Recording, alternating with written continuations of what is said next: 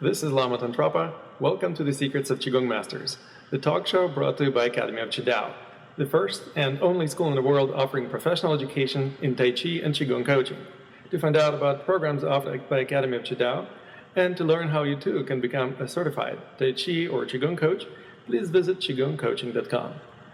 This show is also brought to you by Mastery Magazine, sponsoring the Summit of Qigong Masters, bringing to you some of the top experts in Qigong in North America. To enjoy watching the video interviews with them, please go to qigongmasters.com. Today, I'm excited to introduce to you John Alton. John is a long-time practitioner of Chinese and Japanese martial arts with over 35 years of experience. He has a couple of black belts in Korean and Okinawan karate and 25 years of experience in Chinese martial arts and traditional Chinese medicine. In 1987, he moved to Beijing, where he taught English at Beijing University and became a private student of the university's martial arts coach, who was also one of the leading Qigong masters there. After a 2-year apprenticeship, he returned to the United States, where he began teaching Chinese martial arts and Qigong. During that time, he published 2 books, Living Qigong and Unified Fitness. The latter introduced a Western interpretation of Qigong called Reflexive Exercise. In 2004, a study conducted by University of Virginia School of Medicine showed that the reflective exercise reduces the rates of respiratory infection by 70% in swimmers who practiced regularly. The results of the study were reported to the Assistant Secretary of Defense and the United States Army War College. In 2005, the University of Virginia Cancer Center began testing the effects of reflexive exercise on cancer patients undergoing conventional cancer therapy. The following year, the reflective exercise became available on DVD that's available through the website unifiedfitness.com. John has recently completed his 3rd book, called Reflexive Exercise and Mind-body Reformation. The book focuses on a subset of simplified Qigong practices that were developed in China's martial arts and sports institutes to produce in practitioner a pulsing sensation that can be directed by breath and muscular manipulation to travel up and down a pathway from lower abdomen to the head. The recent and ongoing research at the University of Virginia suggests that the sensing the pulse constitutes an ability to control the immunity, cardio, and autonomic nervous system. Wow, this is quite interesting. Welcome to our show, John. I'm excited to have you on the Secrets of Qigong Masters. Well, thank you very much, Lama Tantrapa. I'm honored to be on your program. And perhaps, without any further ado, I would like to ask you first, why did you decide to use the name reflective exercise instead of just calling what you do Qigong? Well, I'm glad you asked me that question. That's very important.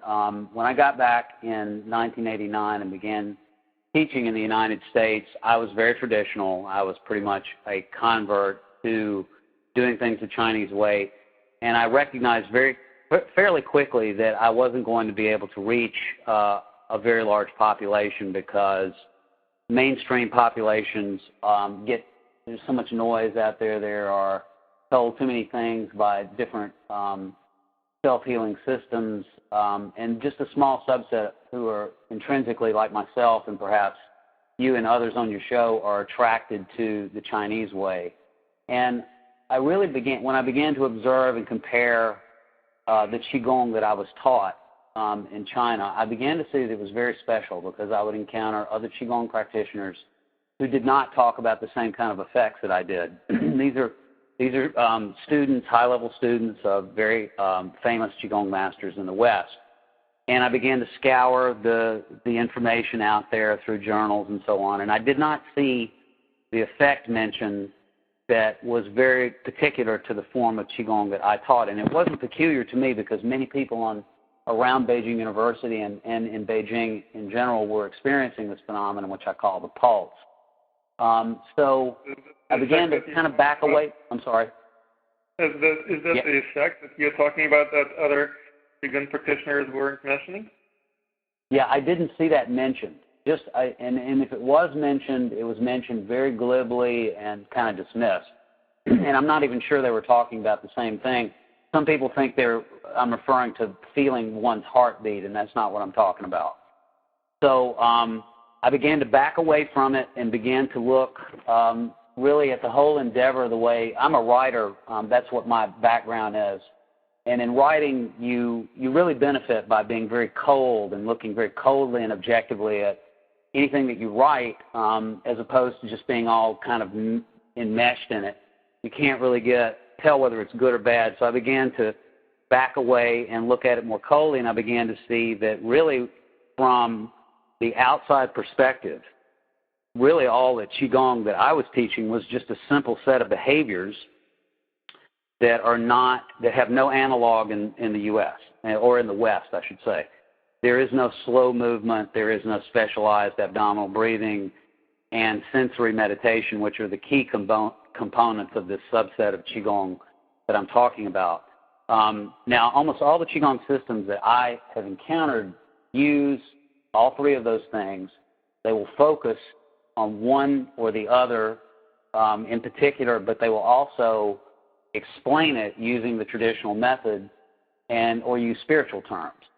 And what I learned was that it was the language and the traditional interpretation of it and the spiritual terms that was limiting the number of people that I could reach. So I decided to go completely in a Western direction and try to understand it from a Western scientific point of view, began to seek collaborators, which I was able to do by publishing those two books. I was able to attract the University of Virginia and get involved with medical researchers there to begin looking at this pulse, what it is, how to explain it in physiological terms, and basically completely westernized Qigong and therefore opened it up for people who might be put off because they're not used to seeing a word with a Q in it that isn't followed by a U, if you know what I'm saying, or who just don't really understand, or just because, as you know, Chinese exercises are elaborate. To me, that's part of the beauty of it. I certainly enjoy the elaboration of it myself, but in terms of reaching large numbers of people, that can actually serve as an impediment. So reflective exercise is an effort to totally westernize the practice. Let me ask you this. So what exactly are the effects that you get through reflective exercise that are different from those of other Qigong styles? Well, for example, I won't name any particular style, but there's a class of Qigong exercises that will focus mainly on external Qi, absorbing universal or cosmic Qi from the heavens, from nature, and that sort of thing.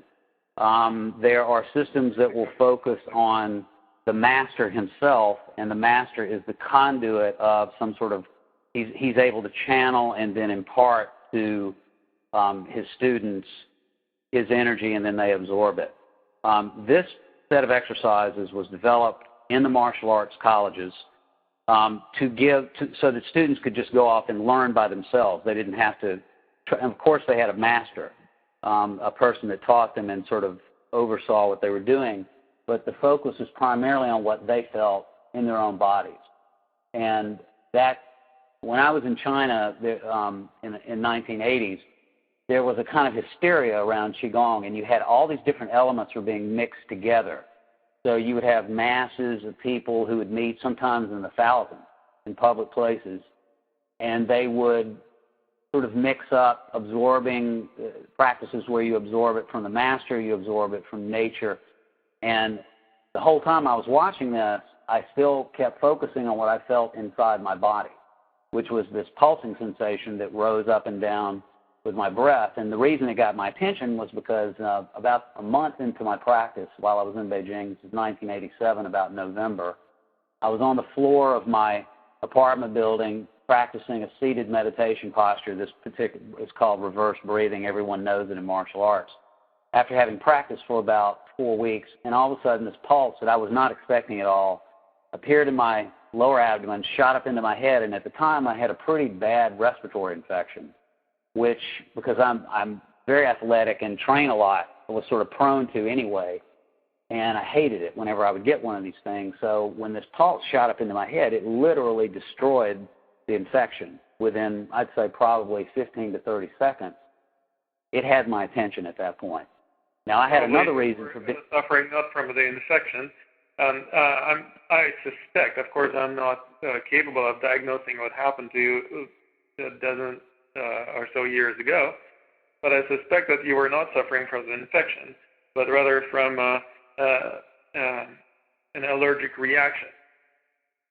And well, no, it was pretty much. I can tell you with certainty that it was a respiratory infection, because when you go to China and you live there, you have so many people crowded together.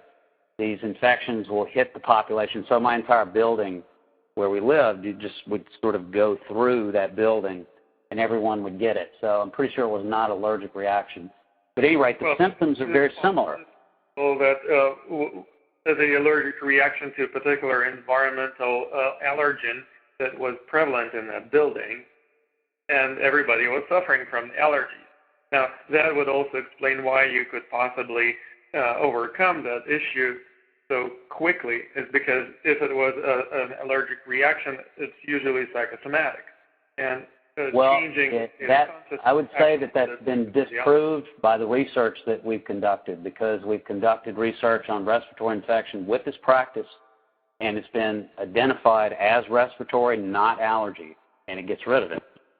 So what we discovered in our research is that this practice, this pulsing sensation, is a kind of, we're actually working with very specific physiological aspects of the body that ordinarily don't get hooked up. If you go down in the lower abdomen and you look at the intestines, you'll see a large vein that comes out of the intestines and goes up into the liver and into the heart, to the lung, to the heart, and then it goes into the arterial blood flow system at that point. And that's possibly what this sensation could, you have a natural blood flow that's constantly moving in a kind of rhythmic way. And what reflective exercise behavior allows you to do is to step into the middle of that unconscious process and start controlling it. So you increase the blood flow out of the gut into the thoracic aorta, which then shoots this greater volume of blood up into the head, and along with that greater volume of blood probably comes lymphatic material, along perhaps even microorganisms that line the intestines get pulled into it as well, which then give you what we call a pro-inflammatory response. Now, pro-inflammation is when you have allergic symptoms. So if your nose is dripping or you're coughing or your head is stopped up, that's your immune system doing what it's supposed to do on one side of it, the yang side of it, if you will, where it's destroying or trying to destroy the invader or the allergen or whatever it is that basically is causing that pro-inflammation. What has to happen, the removing of the symptoms happens as a result of an anti-inflammatory process. It's also mediated by the immune system, and that's when the body produces natural, basically ibuprofen, chemicals like that, which then cause the watering down, if you will, or the yin side, and the removal and the balancing out of your inflammatory, it's called the inflammatory reflex. And so this pulse appears to be able to step into the middle of what is essentially an unconscious process and allow you to control it. And this is a Qigong practice. I mean, if you go back and you look at the old model, I mean, they have a picture of the body with a yin-yang symbol in front of it. I know you've probably seen this image. And the top part is yang, and basically from the xiphoid process down is yin, and it's called fire and water. And the martial arts masters that I work with at the Beijing Wushu Institute told me that the key to Qigong practice was to mix fire and water, and that would be the gut area with the head, which would be neurotransmitters and nervous system materials. That it's the blending of those things together that creates what they call Dan, which is elixir, and then your body fills up with it, and you're able to fight off illness and feel the circulation of it through your body along these traditional pathways. Now, I believe this is what I learned in China was that many people could learn this very quickly with these simplified systems that the mainland Chinese came up with. But the rhetoric, the traditional rhetoric, was the stopping place for Western medicine. They just can't get past even the word qi. And, you know, they try to prove it, they try to work with it, and you do get a small subset of researchers who are convinced and try to work on that level. But the lion's share of medical researchers don't believe in it and can't really, or not convinced that it exists. But there are energies. Who's ever graduated from a high school would understand that everything in the world is made of energy, and energy is qi in a sense. And well, the Chinese, you know, the Chinese claim that qi is must be seriously confused about their understanding of the nature of the world. Well, the way they would look at it is, and the Chinese say that qi is a special yet unidentified energy. That's the language that they'll use, and then the medical researchers will say, no, you know, there is no such thing. So if you're familiar with this argument, it's gone back and forth. Some of the Qigong masters I studied with said, well, it's background energy that's left over from the Big Bang. I mean, they're getting into that level of argument. And you know what? They may be right. It's probably true. But in terms of getting the Western side to move on this and to actually look and commit to research, I decided not to really focus on that. Even though I believe it and totally honor that, my niche or my little area is to go into these physical processes and really try to give an explanation that the Western doctors can get their hands around and really work with. So far, so good. I mean, it's looking pretty good. We just worked with a set of researchers now that use a pulse monitor that fits on your finger. And this pulse monitor has been shown to be an excellent way and very non-invasive way to read continuous blood pressure. And central blood pressure. As the heart pulse, or you sounded like you were talking about some other pulse other than the pulse associated with a functioning of the heart. Yes, it is it reads a shock wave that's put out by the heart as it pushes blood through the system and beats. It creates a shock wave, which this monitor device can read, and then they can interpolate that. From that, they can interpret very accurately blood pressure, heart rate variability, all these cardio measures, that heartbeat intervals, and then they can see like how behavior can affect that. And what's been clearly shown by other researchers is that breathing can affect blood pressure and that sort of thing. But what we were able to do with our research thus far, and it's not very developed right now. I want to kind of just warn everybody about that. But with the small bit that we've done now, what we've shown is that this pulse that I'm talking about, we'll do before and after measurements. So we'll get someone who has not learned how to develop this pulse, and then they'll be able to do the pulse, and then we get before and after measurements. And what we've shown is that when a person starts to feel the pulse that I'm talking about, that is developed through reflective exercise, that the monitor demonstrates that that person appears to be, now they can only say appears to be because they're interpreting the readings that they get. It appears that the practitioner is regulating the diameter, is able to regulate the diameter of the thoracic aorta, which in cardio medicine is the key to maintaining central blood pressure, which has a huge impact on whole health. And there's a whole range of approaches to health now that are focusing on this. So, for example, when you age, your thoracic aorta becomes harder and less pliant, and it doesn't move very much. And so as a result, your blood pressure goes up. And that creates a pressure differential in the smaller blood vessels, say, for example, in your brain. And then you get slight bleeding. Then you have a pro-inflammatory response. And as a result, you could be getting chronic inflammatory diseases that don't really show up until later on, like Alzheimer's, cardiovascular diseases of various kinds. And it could all be due to the fact that as we age, that thoracic aorta, which is the biggest blood vessel in the body, starts to atrophy. So if there were a way to maintain elasticity in that, and what we demonstrated in these very, very, again, this is all very tentative, but the tentative demonstration we've shown is that when you do these practices, you are somehow able to make it dilate, which suggests elasticity, and so maybe these practices are a way of maintaining an elastic thoracic aorta. And that's just one of the small things we've been able to show. And then with the swimmers, we work with the elite swim team at University of Virginia, they're varsity swimmers, and they, the stress that they're under is very similar to what combat soldiers are under. The U.S. Army Rangers, the Navy SEALs, and so on, they have to report similar problems. They'll get sick because of the physical stress that they're under. And in addition, the UVA swimmers are all expected to maintain pretty high levels of scholastic performance. So they, too, they have another stressor that comes on. So they tend to get sick quite a bit. And I proposed it to the head of the head swim coach that we give it a try. And it was a big success. Not only did we cut their infection rates tremendously, but they had the best season they ever had. Now, I don't want to claim that my thing was the sole cause of that. There could be any number of factors involved. They're a very good team. But I've continued to work with them, and they've accepted it as part of their training. And, you know, some swimmers are more into it than others. Exactly did they accept?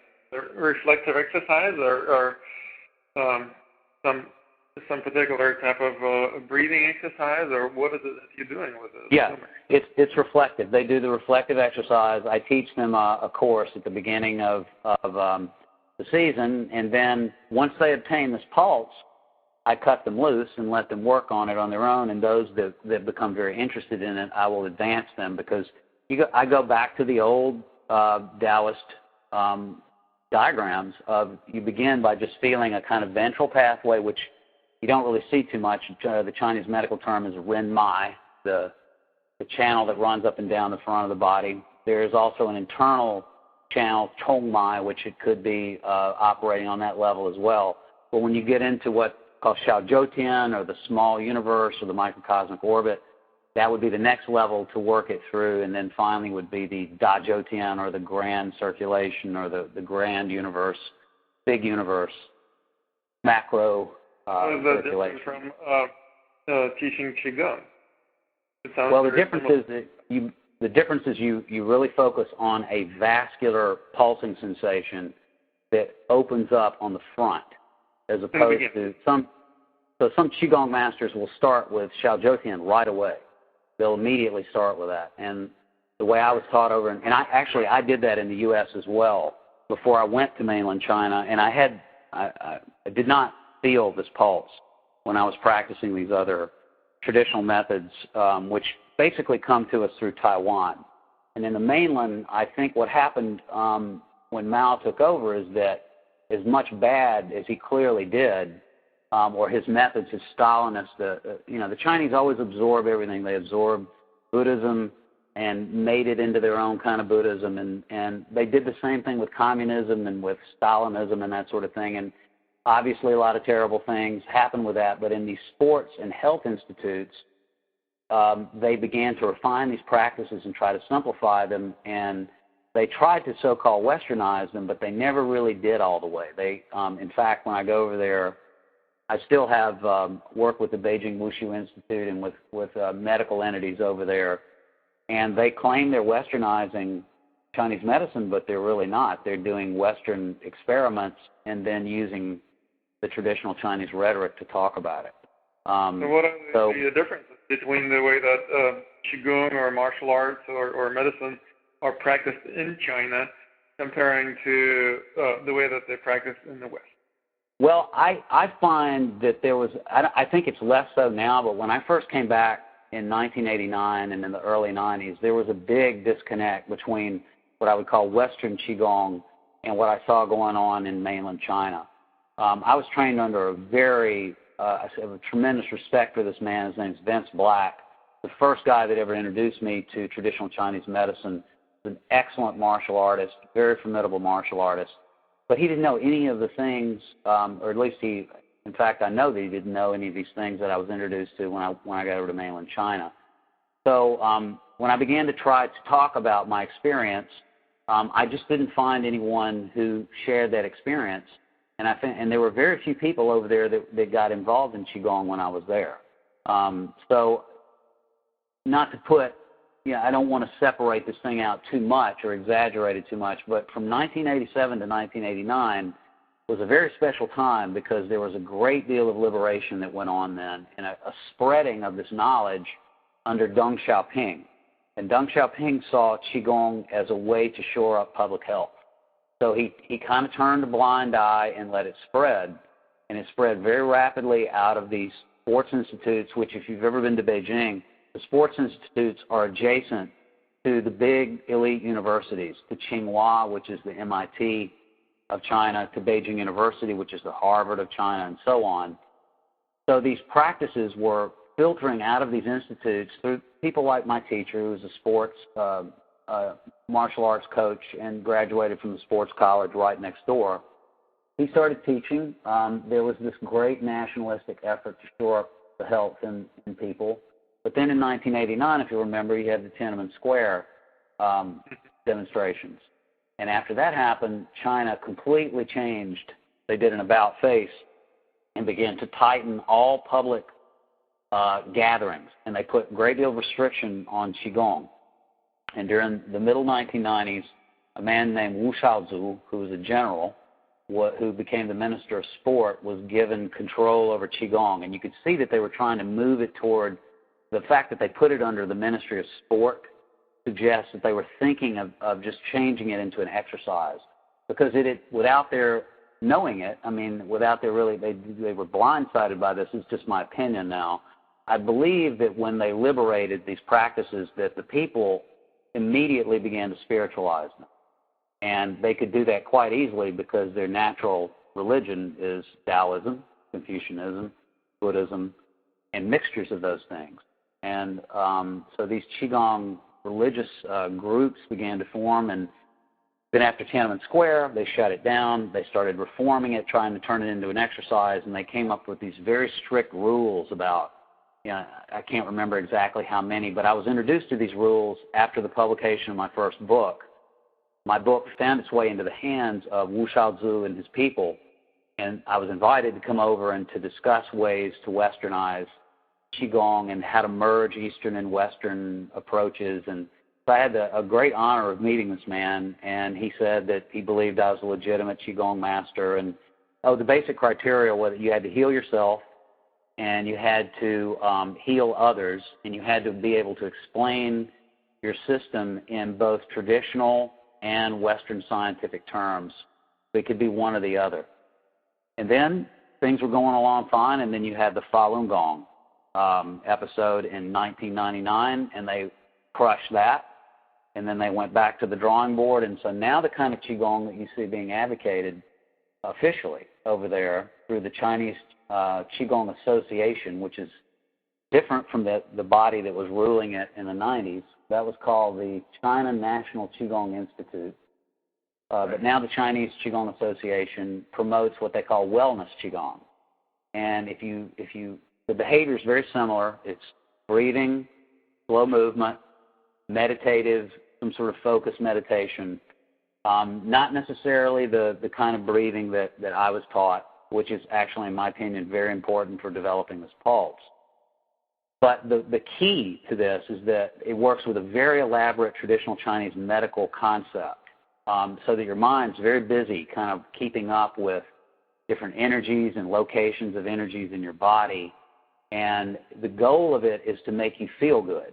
So, and the comment that was made to me was that if you feel bad, and that they didn't mean necessarily bad physically, they just mean if you have bad thoughts, like I don't like, for example, living in China, I don't like the way the government is behaving, then that was an imbalance in your chi. That would be classified as a chi imbalance. Now, right. That was disheartening. Focusing on certain energies any thought is an energy, a frequency. Yes. And so, in other words, focusing on those things that you don't resonate with. And that's a pretty essential aspect of energy awareness, that you basically learn how to focus on those things that you resonate with. So, I totally agree with that. Yeah, so that's the approach they're taking now. Now, when I brought up this pulse business, I said, well, what about this style that I learned back in the 80s where you're feeling this pulse, and the room went silent, just dead silent, and they looked at me. The who emerged to be, I guess, probably the leader of the group, looked at me and just said, "We've had some problems with that," and that was all he would say.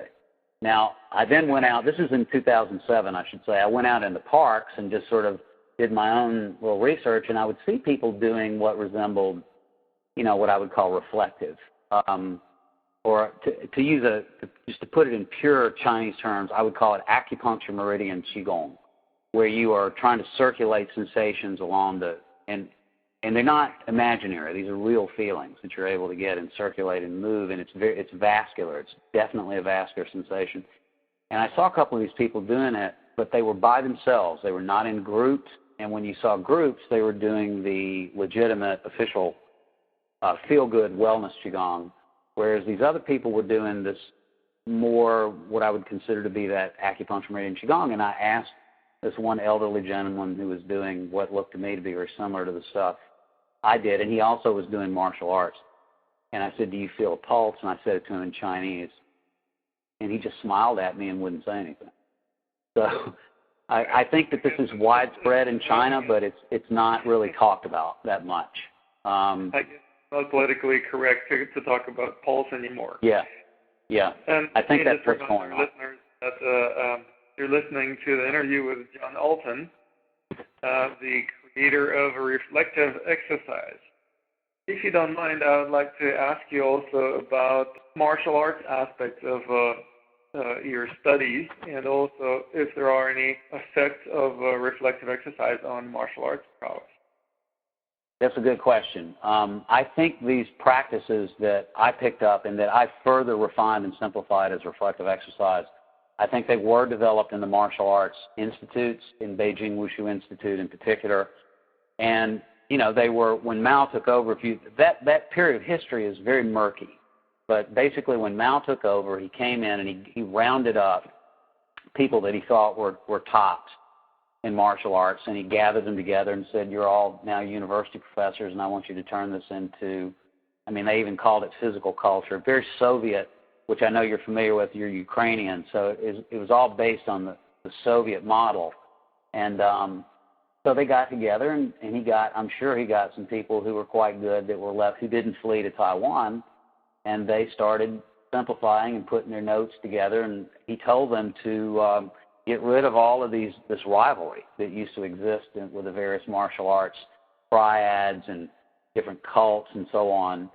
And they began to standardize the martial arts forms themselves, which created a great deal of was looked down upon, I should say, by Western diaspora of Chinese. I remember when I was coming along in the 70s and read up on this, there was a lot of disdain for what they were doing on the mainland. But no one really knew what was going on. But at any rate, I think that's where they developed these, and their system was very much like the temple. If you look at Shaolin, and Shaolin was rehabilitated by these martial artists that worked in the Wushu Institute. I actually met a man named Xue Jun, who I think he's retired now, but he's former deputy director of the Beijing Wushu Institute. He told me that he was one of the guys that went down to Shaolin and taught them how to do all the forms. He taught the Shaolin monks how to do forms.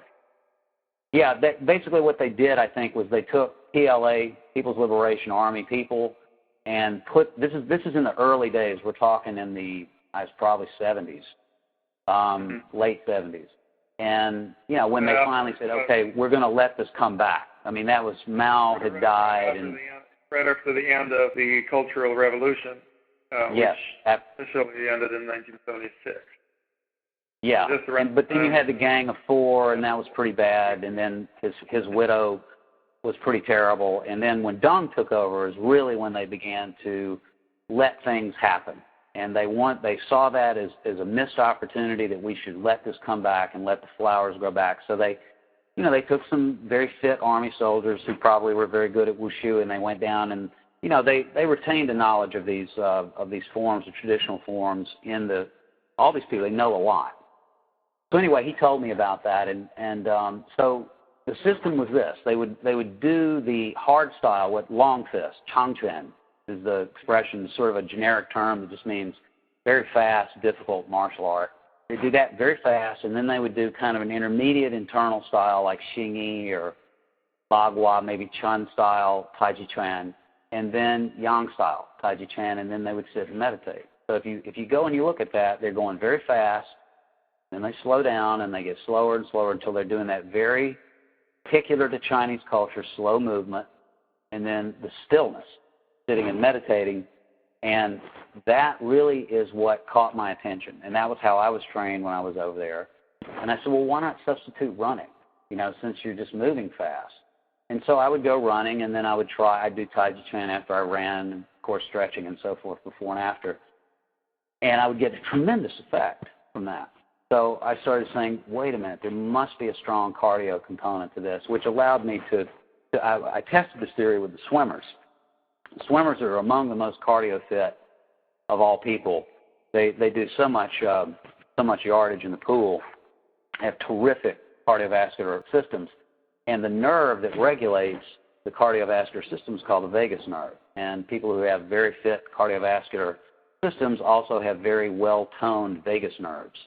Now, interestingly enough, when I taught these swimmers, usually it took a month for people to get it. Now, some of that I think was just that the behavior is so strange that people don't quite, they're kind of put off by, if you've never trained in it at all, you're put off by the breathing and so on. But with these swimmers, a huge number of them, and we're talking, I think the total of swimmers who did this were somewhere about 50.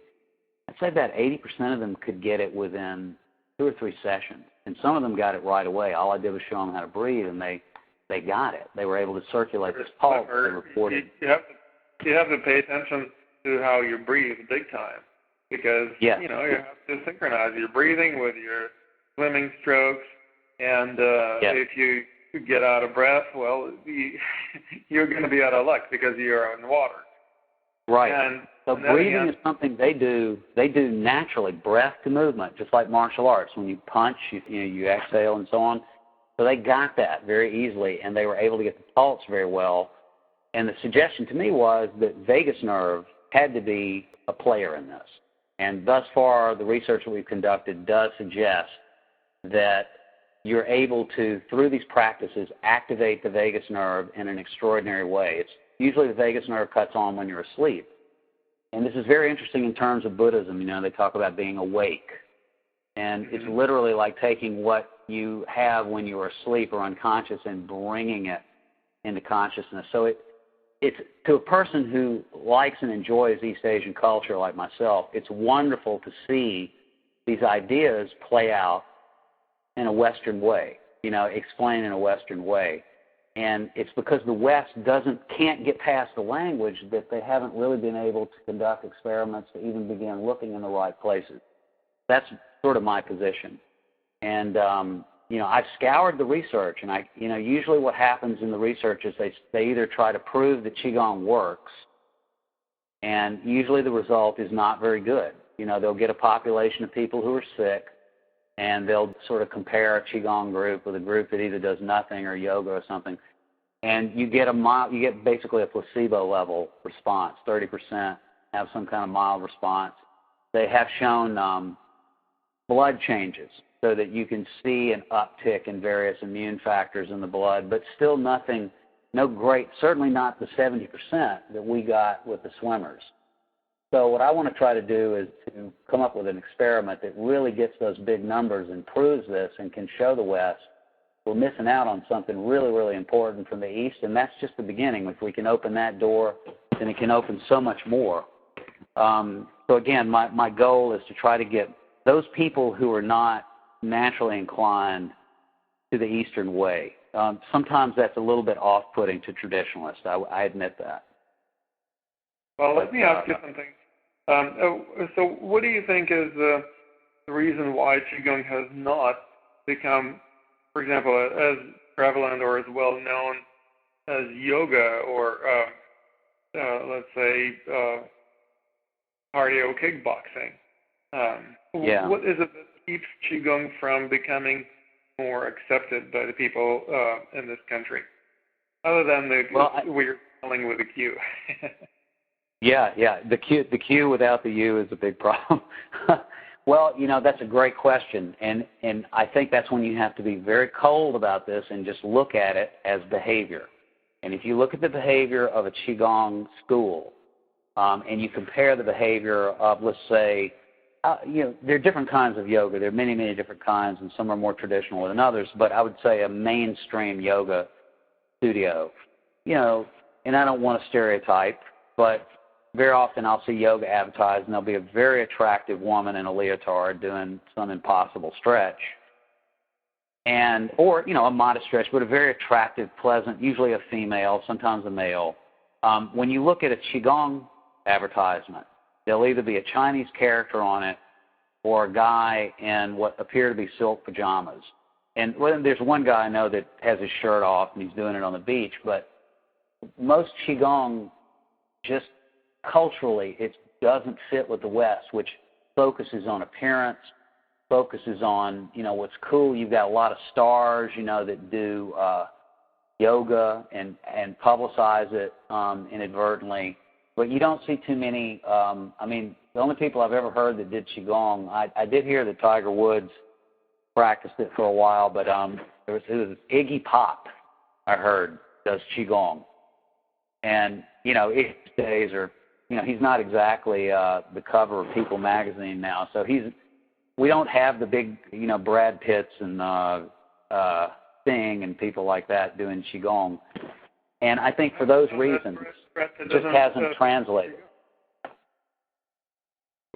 What makes you think that Brad Pitt doesn't practice Qigong? I don't know. Maybe he does. I haven't heard him say. If he does do it, he should tell more people that he does, because it would certainly help us out, those of us that are trying to get the word out. The more famous people do it, I think, the better for the spread of the art. But you just don't hear it too much. I don't hear too many people. And I think it also reflects. Maybe I will invite Brett to appear in our show and see what he has to say about his Qigong practice. And there are plenty of other movie stars. I've interviewed several movie stars already, and have several lined up for our future appearances on show. And they just don't talk about it as much. I guess if a person, for example, overcomes a severe health issue, or they were injured and they healed themselves relatively quickly, I think Qigong can be popularized by just mentioning, well, I got hurt when I was shooting that movie, and I just practiced Qigong and got better in half the time of what doctors told me that I would get better at. Now, what can you say about a reflective exercise, if you prefer to call it this way, in terms of being able to address any serious health issues or diseases? Well, in my second book, I put a number of case studies in there of people who were able to clear up illnesses. And this shed some really, I think, some important light on the nature of disease itself. I had two cases in particular. One was a woman with metastatic breast cancer who was given 18 months to live. She had maxed out on her chemo and on her radiation. And she came to me. She'd never done any Qigong at all. The only reason she came to me was because I'd had some local publicity on my book. And I taught this woman who was very skeptical, and within, I'd say, probably 3 months, all of her cancer tumors, the tumor sites in her body, were turned to scar tissue. And this shocked her doctors, but of course if she tried to tell them that it was this strange exercise, Qigong, that she was doing, they just said, well, we have there is such a thing as spontaneous remissions. How do we know it? That's not what this is. So that was one. And the other, even more striking, was a man who was an ex-black belt, Taekwondo, former Marine, competitive cyclist. So a man after my own heart in terms of just being an athlete and very physical guy. But he had a history of heart disease and high blood pressure in his family. And he came down in his middle 30s with severe atherosclerosis, which is the thickening of the arterial lining.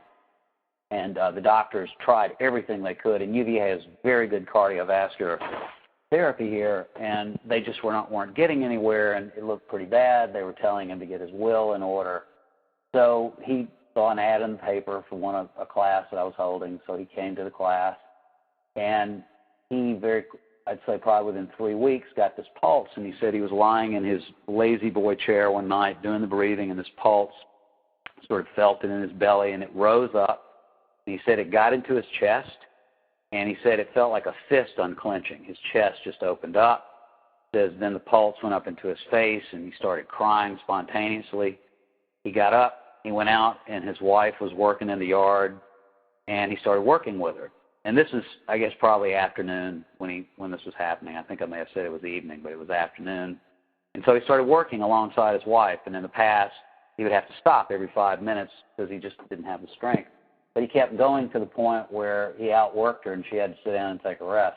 Then he went into the garage and got his bicycle down that he hadn't taken a ride on in about 5 years, and he got on his bike and rode 10 miles. He went to the doctor. They took all of his measurements, his blood, triglycerides, so on. All of his bad cholesterol was way down to normal. His good cholesterol was up. His triglycerides were enormously cut. And the doctors were flummoxed. They did not know how to explain it. So in this second book, Unified Fitness, where I introduced reflective exercise, I went on a long kind of inquiry into what is it that causes these diseases that seem to hit people in middle age. And there's a great deal of evidence that infectious disease over a long period of time can or may be one of the culprits of this, and particularly in cardiovascular disease, cancer as well, that we now know that the microorganism that causes peptic ulcers also causes stomach cancers, and hepatitis C and B can cause liver cancer and so on. So there are clear connections now between these infections that weren't known really in the 80s and just came to light really toward the end of the 20th century. And the theory now is that it's not so much the microorganisms as it is what I referred to earlier, the inflammatory reflex, and that if you can maintain a well-balanced inflammatory reflex, that you can then fight off basically clear up the condition of constant inflammation that leads to heart disease or cancer, and that the infections can be the drivers of that. They can get you in a constant pro-inflammatory state, much like an allergic condition, as you mentioned before, where you're just constantly having symptoms, as opposed to having the symptoms clear up the way they would when you took an allergy medication or took some traditional herb that cleared it up right away. The beauty of reflective exercise is that you can do it yourself with the pulse. Let me let our listeners to ask you some questions. There are several people waiting in line for being able to talk to you. The caller from area code 301. My name is Will, and I want to thank you, Lama and John, for making available this very interesting body of information that relates to traditional Qigong, but is not quite the same as our traditional notions. I guess the question I have for John is, does reflective exercise serve to free up, in other words, remove impediments to a natural reflex or mechanism within the body, or does it teach you, substantively, a kind of reflex or internal physiological change that proves to have healthful benefits? I mean, by the former, by way of example, we have like the dive reflex that dolphins have, which some people claim human beings have as well, but lies dormant for a variety of reasons, maybe neglect in the upbringing, environmental factors, and so forth. So I'm wondering whether this pulse phenomenon that you mentioned falls within the category of a natural reflex that has been hidden through environmental factors, or something that you're teaching people to develop as a new skill. Yeah, that's a great question, Will. Thank you. Let me reference another Qigong system I'm familiar with, Zhineng, and I believe Zhineng Qigong, which I believe Lama Tantrapa had the key proponent of that on just a few weeks ago. Zhineng was the style that he was a proponent of. And Zhineng means innate character. I mean, that's literally what it translates. But the translation, the English translation that I was introduced to back in the late 90s was intelligent Qigong.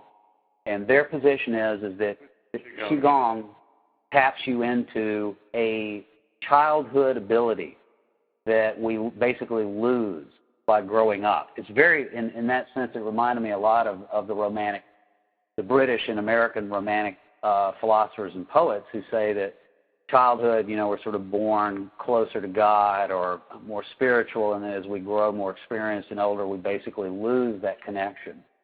And there may be something to that. The expression my teacher used for this pulse was yohaidza, which means have child.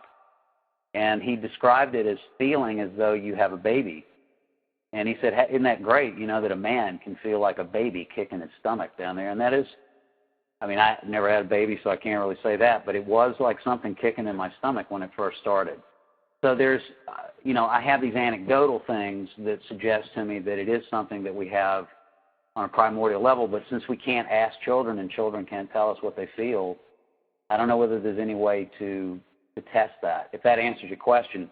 So really what this amounts to for Westerners and for people who are unfamiliar with Chinese medicine or have no background in it would be developing a whole new skill. I guess that's the best way I could answer that. Yeah, I think that makes sense, especially in light of the way you experienced the pulse initially, which is, having that pulse sensation without expecting it. It suggests to me that you were able to free some of the impediments to perhaps a natural mechanism within the body. Yes. So I think absolutely, that is the way that it happened for me. Now, what I'm doing is telegraphing it. I'm telling people this is what you want to get. So it's interesting to see what effect that has on it. With people like the swimmers, it has no effect. In fact, it doesn't confuse things for them at all. But I'm not sure, it remains to be seen because of the differences in the way people will come to this practice, how they will be affected by having that clarified at the very outset. I would imagine it would help because you compare that to biofeedback. It's allowing you to kind of zero in on those internal physiological sensations that relate to the physiological change that you're trying to achieve. So even if this is a natural reflex or mechanism, if people are told to focus on particular signals from within the body that is indicative of the arisal of this natural reflex, I would imagine it would help. Yeah, absolutely. And getting back to biofeedback, this pulse monitor that we're working with is going to be the biofeedback mechanism that we're able to use, and you can get an image, a specific image appears on this pulse monitor, a readout, and it makes a very distinct image when you are feeling the pulse as opposed to not feeling the pulse. So in that regard, the person we can actually have a gizmo now that could give the person the feedback, which I think will help more people get this, the non-traditionalists, the people who don't immediately embrace China. And sort of getting back to the yoga question, I think Chinese culture in particular is the most different from any other culture on the planet to the West. It is the most remote. The history, there is not a great history of connection between the West and the East. And so there's a greater chance for misunderstanding or for me, that's not the case. But from most of the Westerners that I encounter, they really find East Asian culture in general confusing, and I think it's just basic ignorance and a long history of ignorance, which is clearly going to come to an end. China is here already, and it's like two tectonic plates coming together. There is going to be an East-West culture. You can certainly see it on the West Coast. Those of you that are fortunate enough to be out there, I think that's what you're way ahead of the curve. And the thing is, it could be rough. It could be tumultuous. It could be contentious for a time. And I'm one of those people that wants to build bridges and make it smooth, and to take the value-adding stuff from the East and take the value-adding stuff from the West and then put those two things together. Right on. Well, thank you, Will, for calling in with a great question. Thank you, Will. Thank you both. Now let me also invite the caller from area code 216. Hi, my name is Oakland, and not too confusing, but I live in the Cleveland, Ohio area. I just wanted to thank you guys for putting this all together. This is really good information. I had actually purchased your book, John, about 2 years ago now, I think, maybe 18 months ago. I had it on my bookshelf, put a bunch of other stuff, and pulled it off the shelf probably last week because I'm having some health challenges. I said, maybe I should go back to this thing. So my question is, can you do too much RE? No. In fact, okay. what happens, RE, you have to think of it this way. RE it's like a rocket with various stages. So in the beginning, you learn to breathe, you do these slow movements, you do these various sensory exercises, but eventually you get this pulse. Once you get the pulse, you can do it all the time, and you should do it all the time. So when I'm not talking, and I'm sitting here listening, I'm circulating that pulse and building my immunity, enhancing my central core blood pressure, which we've been able to prove. And I know there are other things that are involved in this. And I'm hoping one day to set up an institute that can test these theories and these ideas, which I think will eventually clear the traditional arguments for this stuff. And it goes all the way back to your bones and the bone marrow. If you know the old traditional bone marrow washing exercises these practices were sometimes referred to, I do believe that you are actually working with the marrow through the nervous system, through these discrete channels that you start to get control over and as you get better at it. So the answer is no, you really can't. Now, the only downside to this might be social, so that if you end up meditating, forever, you make no human contact. Right. So I could see where that could be. And also, you could get self-righteous about it, and as I certainly have done in the past, and you can make enemies that way. You have to really be empathic toward others and try to be understanding and be open-minded. I mean, thus far I haven't encountered anything that has impressed me more than this, but I've seen, people on YouTube that can set things on fire. I met Qigong masters in China that were doing miraculous things. I'm not sure that redounds clearly to all people, to many, many people. It's usually very special. But you have to look at those things and tip your hat to it and acknowledge that there's a bigger thing out there. Oh, definitely. So, I've been involved with martial arts basically all of my life since my teenage years, and at one time I would consider myself a fanatic. I guess that's one of the reasons why I didn't want to get back too much into well, RE. honestly, if you try to do miraculous things, yeah, it can be a problem. But if it's self-directed toward you, yep, where you are just working on the pulse in yourself, I don't really see a downside to that. Now, if you start trying to cause thunderstorms and set things on fire and things like that, or punch through walls, martial artists are always trying to break things, so you have to be careful about that. Okay, I appreciate your time. I appreciate you having this call, both of you, and I'll be in touch for sure. Many martial artists would be able to benefit from learning your system. Have you offered it to any other athletes other than swimmers at the Virginia University? Yeah, I've looked into it. This is the East Coast, which tends to be a little more hidebound as far as these kinds of things go. And UVA in particular is a little bit of an odd culture. But yeah, I've worked a little bit with the wrestling team here. But, their breathing is very different because when they're in combat, their breathing is very spastic. It's not well regulated the way someone doing a swim stroke is. So it was a little harder with them, but I had some success with them. And, individual athletes, tennis, I've had great results working with tennis players.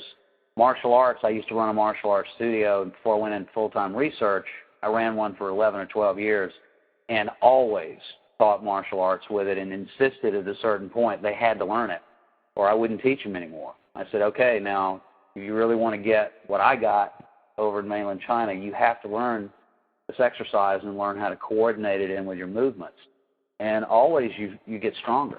I mean, you can do more, you can jump higher, your stamina is, it's noticeably better, and in cases of really high-level athletes, it's significantly better. So I've gotten quite a bit of feedback on that. Well, and speaking of the feedback, you were talking about using a gizmo on the finger to measure your pulse. But Yes. it's not really the pulse that we can feel in the finger that we're looking for. It's the pulse that we would actually feel kinesthetically in the body.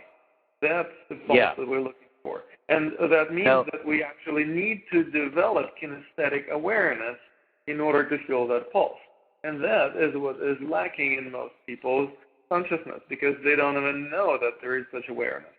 Most people don't even have that word in their vocabulary, kinesthesia. And so much attention will they pay to it? None. That's true. That's true. And what we're doing is we are developing kinesthetic awareness, the awareness of movement of different parts of the body and in the body. And that is the movement we begin to feel. Once we develop the kinesthetic awareness, then you don't need anything hanging on your finger. As a matter of fact, maybe you don't even need it to start with.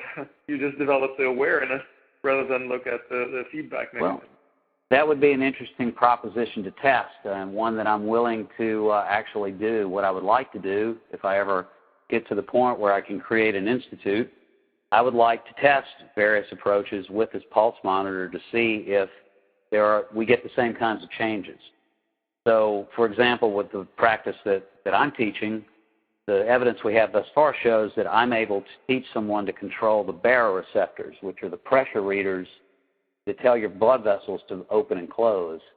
And I'm able to actually step in. That's supposed to be a passive activity. They're supposed to read pressure changes and then respond accordingly. But what RE does is allow you to consciously manipulate that. So if mindfulness, let's say, for example, or yoga or some other breathing meditation, it would be interesting to see if there is a difference between those. And I'm open to that and would like to actually test that and see what we come up with. What would be the manipulation of your baroreceptors?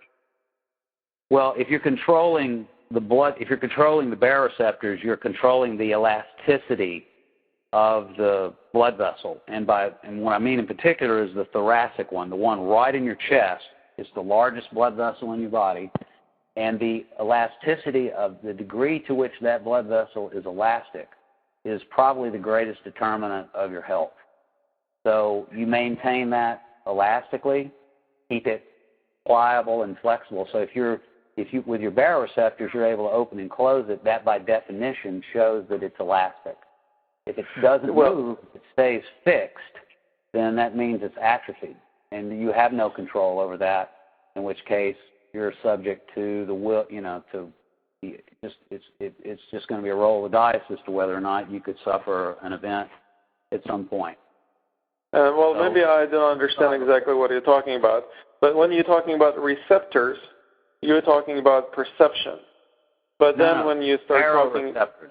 No, B-A-R-O, baroreceptors. They're pressure nerves. They're part of the autonomic nervous system. These nerves that sit right on the blood vessels, and they spit little chemicals into the blood vessel and tell it to open and close. So what I mean by that is that you're controlling that. And you are controlling... Well, the receptors don't tell the blood vessels to open and close. The central nervous system will send the signals to the blood vessels to open and close. So receptors provide information about the current condition of the blood vessel to the central nervous system. Right. That's the way they work ordinarily. But what appears to be happening, what we're showing in our experiments, is that you can consciously manipulate the baroreceptors. And I say that appears to be the case. It's just when you manipulate the receptors, you are manipulating what the central nervous system will receive as the signal indicating the condition of the blood vessels. So in other words, you can tell the central nervous system... Yeah, exactly. You can tell the central nervous system that your blood vessels are constricted when they're not constricted. And then the blood vessels will receive the signals from the central nervous system to open up, even if they're not constricted. Is it what you're talking about? Yeah. Or what are you trying to do with receptors exactly? So when you, for example, when you inhale, your lungs expand, correct? You get the image of that. Right. You can picture your lungs expanding. Well, in between your lungs is the thoracic aorta. As those lungs expand, when you inhale, they press on the thoracic aorta, thus constricting the diameter of it. That's a natural phenomenon. We can hook anybody up to that and show that that happens, and we get an actual reading that demonstrates that by the blood pressure going up on this monitor. When you do reflective breathing, when you inhale, instead of it constricting, it dilates, it opens. So there has to be a way, a chemical way, for that to happen, because physically it's possible. So that's what we've shown. We've shown that this is no one has demonstrated this before. This is a breakthrough demonstration in mind-body exercise. No other mind-body exercise has demonstrated this yet because no one's really kind of looked at it. I think if we did look at other Qigong systems, you might see it. Or people that maybe teach a different Qigong and maybe they say, I feel Qi moving around, you would see this similar physiological phenomenon. Now, there may be other systems, maybe yogic systems that do different things. And it would be interesting to see what, with a monitor, or not necessarily this technology, but other technologies, that can give us better insight into what's going on in the body. Instead of, I think for a person who is in love with Eastern philosophy and Eastern culture, it's not a problem. And the Chinese told me this. They said, why do you want to do this? They said, we don't need this. We know it works. And I said, yeah, but in the West, they don't know. And they need to be educated. People in the West need to know about this. And they're kind of on board with it, I guess you could say. But the Chinese are kind of like, well, that's your problem. Right. So how can people learn more about your work and the results of your research? Well, I've got a website, and they can go to unifiedfitness.com. I have just posted kind of a summary of the most recent results up there. And hopefully things will begin to grow here within the next 6 months to a year. I'm very hopeful about it. I'm hoping I can find a publisher for this book. If not, I will put it out there myself and make it available. If I have to, I'll just put it out for free. I mean, I really do feel that Qigong offers the best, in East Asian mind-body therapies offer the best, greatest hope for the democratization of wellness and prevention in the world. I truly believe that, and I'm dedicated along with you, and I know that you have a similar goal, and I want to lock arms with all like-minded people and advance this notion. Well, and certainly we would be more than delighted to help you promote that book if you actually decide to self-publish it. Many Qigong authors are looking for ways to let more people know about their work. Well, and our radio talk show and also the TV program that we're going to be launching soon will be dedicated specifically to let more people know about this work and also how they can get involved. That's wonderful. I can't commend you enough for that effort, and I wish you the best of luck with that, and it's very generous of you to offer to help me in my effort. I've really enjoyed this time talking with you, and I thank you so much for the opportunity. Well, thank you, John, for sharing about your work, and I think that a lot of people will be able to benefit from you kind of making it more approachable, especially for the Western mind, so they don't have to think about some metaphysical aspects of Qigong. They don't have to think about submitting themselves to the guru or the Qigong master. They can just do a little exercise and reap the results. That's the idea. And I thank you very much for the opportunity to let me get this message out. Well, fantastic. I will certainly invite all our listeners to check out the website, unifiedfitness.com, and learn more about John Alton's exploration of reflective exercise. You've been listening to the interview with John Alton on the talk show The Secrets of Qigong Masters, brought to you by Academy of Qidao, the first and only school in the world offering professional education in Tai Chi and Qigong coaching. To find out about programs offered at Academy of Qidao and to learn how you too can become a certified Tai Chi or Qigong coach, please visit qigongcoaching.com. This show is also brought to you by Mastery Magazine, sponsoring the Summit of Qigong Masters that brings to you some of the top experts in Qigong in North America. To enjoy watching the interviews, please go to qigongmasters.com.